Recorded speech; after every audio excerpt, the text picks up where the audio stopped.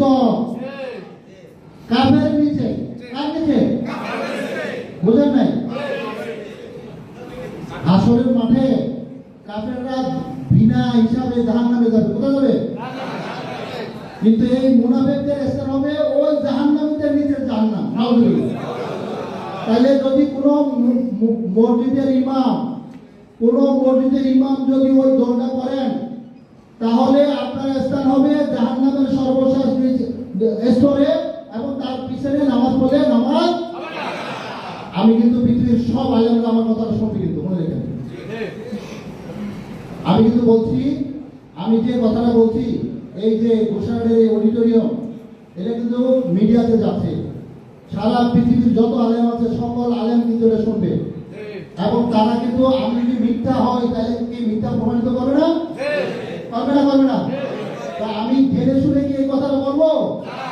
আমি আপনাদের কাছে আজকে চ্যালেঞ্জ করে বলছি, চ্যালেঞ্জ, ওই দলটা যে করবেন, আমি বারবার রিপিট করতেছি, ওই দলটা যারা করবেন, যারা কোরআন দিয়ে দুনিয়া কামাইতে চান, আল্লাহ বলছেন কোরআনের আয়াত, আল্লাহ বলছে যারা আমার কোরআনকে, আমার দ্বীনকে বিক্রি করে, যারা দুনিয়া কামা ইনকাম, দুনিয়া লাগাইত, দুনিয়া আকাঙ্ক্ষিত, দুনিয়া চান, তাদের জন্য পৃথিবীতে শাস্তি এবং আখিরাতে কঠিন শাস্তি হবে।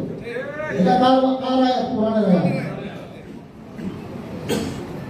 তারেক রহমান কিন্তু বিএনপি বিক্রি করে, কোরআন বিক্রি করে ক্ষমতা আসে নাই, আসে? কিন্তু উনি তার পার্লামেন্টে, আমাদের মহা পার্লামেন্টে এই প্রথম কালেমা তাইয়্যিবা লা ইলাহা ইল্লাল্লাহ মুহাম্মাদুর রাসূলুল্লাহ উনি টাঙাইছে, উনি স্থাপন করেছে। কে? আমাদের মাননীয় প্রধানমন্ত্রী। তার মানে উনার আল্লাহর প্রতি ওই বিশ্বাস, আল্লাহর প্রতি ওই ভালোবাসা থাকার কারণে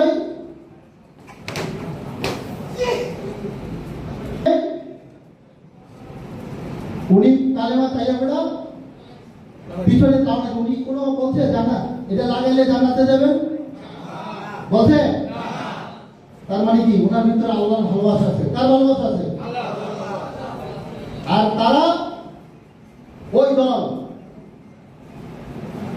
আমি তাদের ম্যানিফেস্টো করেছি, তাদের ম্যানিফেস্টোতে আল্লাহ, রসুল, ইসলাম বলতে কোনো শব্দ নাই, একটা শব্দ নাই। আর আপনাকে বলে কি জান্নাত দিবে। পার্লামেন্টে তারা ৭৭ জন বক্তব্য দিচ্ছে, বক্তা তাদের বক্তব্য কোথাও কোরআন এবং হাদিস দিন সম্পর্কে একটা উচ্চারণ করে নেই। আমি যেদিন বক্তব্য দিয়েছি পার্লামেন্টে, তার পরের দিন মুজিবুর রহমান নামে তাদের এক বক্তা, এক নেতা আছে, সে কোন রকম ল্যাব দিয়ে গেছে, তারপর দিন কথা বলেছে। আমি আবার বলি, আমার কথাটা আপনারা কানে নেন। যে সমস্ত মাদ্রাসা এবং মসজিদে এই দলটা করেন, যদি আল্লাহর ভয় থাকে আপনাদের ভিতরে, তাই এই দলটা ছেড়ে দেন। যদি আল্লাহকে বিশ্বাস করেন, আল্লাহর সাথে গাদ্দারি না করেন, তাহলে এই দলটা ছেড়ে দেন। আপনি যদি এটা বিক্রি করে পৃথিবী কামাইতে চান, তাহলে দুনিয়াও শেষ, আখিরাতও এইগুলো শেষ, ওইগুলো শেষ। সেজন্য আমি সবার কাছে, আমার মুসলমান, আমাদের অন্তরে আল্লাহর স্থান, কার স্থান? কিন্তু আল্লাহকে নিয়ে কোনো ব্যবসা করা যাবে না। যারা ব্যবসা করেন তারা দুনিয়াও শেষ, আখিরাতও শেষ। আমি শুধু এদেশের ধর্মপ্রাণ মুসলমানকে যারা ধোঁকা দেয় আমি অবগত করতাম, কিন্তু আপনারা যখন আল্লাহর সাথে ধোঁকা দিলেন, তারপর থেকে আপনাদের সাথে আমার আর কোনো সম্পর্ক থাকতে পারে না। সবাইকে এলাকা শান্ত রাখার জন্য কোনো বিতর্কমূলক কোনো অশান্তি তৈরি এলাকায় এরকম কোনো কাজে আপনাদের, আমার দলের নেতা কর্মীদেরকে আহ্বান করছি, কেউ এইসব কাজে যাবেন না। এলাকার সবাই সহাবস্থান বিকাশ করবেন।